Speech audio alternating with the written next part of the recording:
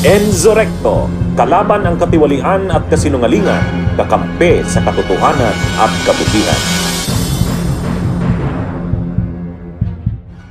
Tatlong contractor na sangkot umano sa maanumalyang flood control project sa Bulacan ang pinakakasuhan sa Ombudsman.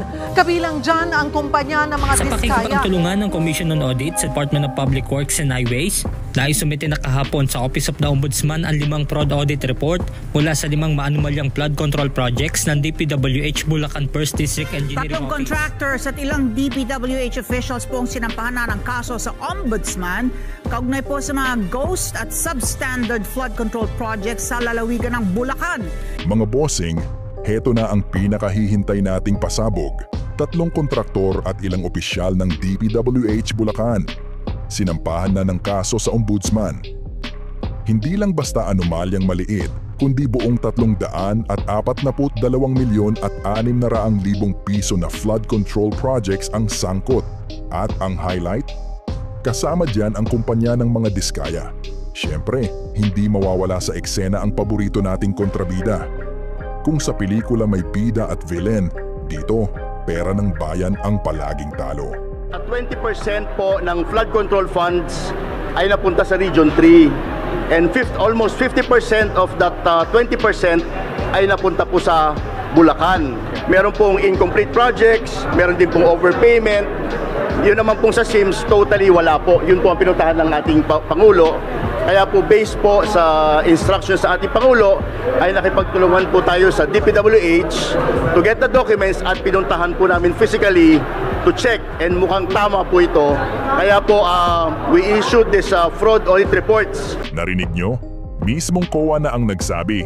Incomplete projects, overpayment, at ready na ang Ombudsman para mag-preliminary investigation. Ang ibig sabihin, hindi lang ito clerical error na pwedeng palampasin. Ito ay modus na sinadya para makasingil kahit walang natatapos. Ghost projects, ghost documents. Pero ang pera, very real. At syempre, hindi pinalampas ni DPWH Secretary Vince Dizon ang pagkakataon na maglabas ng sariling birada. Sabi niya, first wave pa lang daw ito ng mga kaso kasi kada contractor, kada project, may hiwalay na demanda. Imagine, parang Netflix series na may Season 1, Season 2, hanggang Season Infinity. Ang title, Game of Floods, The Corruption Saga. First pa lang ito. Kasi ang file ng kaso dito ay kada project. Kada project, kada contractor. Sa mga susunod na araw, ifa-file na may kaso na. No, na Anti-Graft and Corruption Practices Act, malversation, falsification. Lahat yan ay kasama dito sa mga pinagagawa nilang kalokohan dito.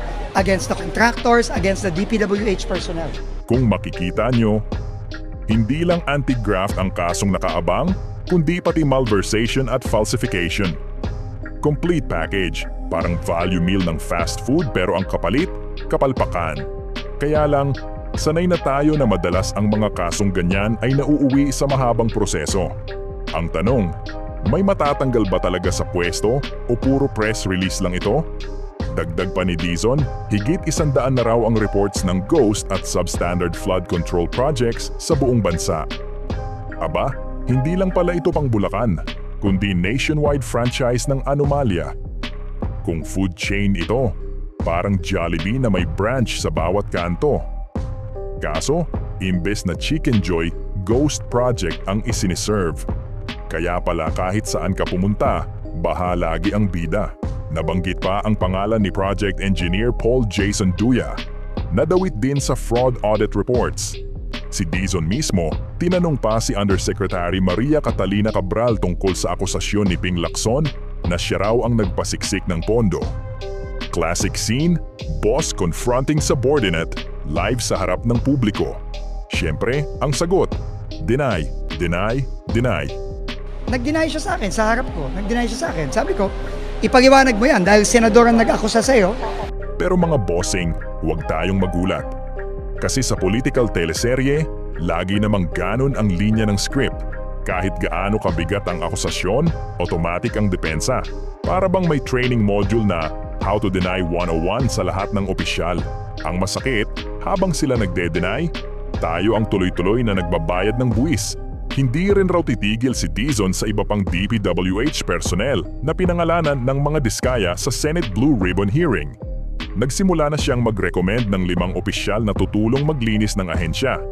Ang COA naman, mag-house cleaning daw. Pero tanong, house cleaning ba talaga o simpleng spring cleaning na pampapogi points lang?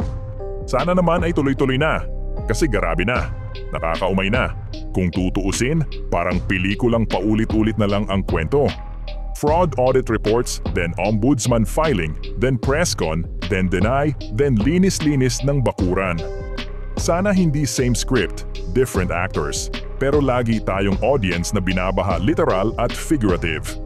Ang masakit, hindi bagyo ang tunay na kalaban, kundi sindikatong nakaupo mismo sa opisina. Mga bossing, ito ang punto. Hindi na natin kailangan ng flood control projects na ghost, kundi flood control laban sa mismong magnanakaw ng kaba ng bayan.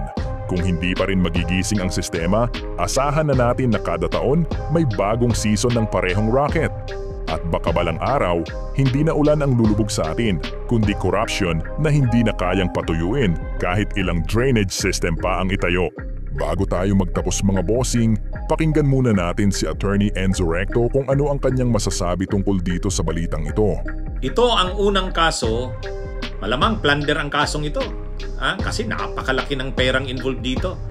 Ito ang unang kaso, formal case na isinampa na may kaugnayan dito sa mga anomalya sa flood control. Bakit madaling nakasuhan ang mga ito?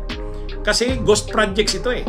Sa ghost projects naman, madali lang talaga ang mga ebidensya dyan. Una, nabayaran ba? Tumanggap ng bayad yung mga contractors na yan? Sa kanila ba na-award ang projects?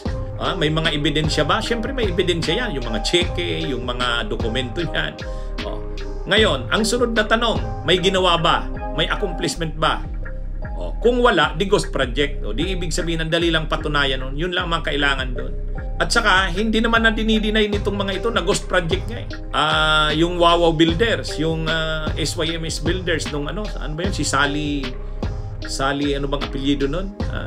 Yung nagdala ng 20 boxes ng pera na DPWH. At saka yung St. Timothy ng mga Biskaya. At syempre, yung mga engineers na kakasuhan dyan, si Alcantara, si Bryce Hernandez, saka yung Mendoza yata. Yan yung unang kasong isinampa. Sana masundan pa yan ng marami pa. At saka sana may politiko ng maisabay. may politiko ng maisabay. Bunyog, bunyog, halikan na kasama ka. Bunyog, kapag buklod ay may pag-asa. Luzon, Visayas, Mindanao, isa ang pananaw. Sa bagong Pilipinas ang bunyog isisigaw. Bunyog, bunyog, bunyog.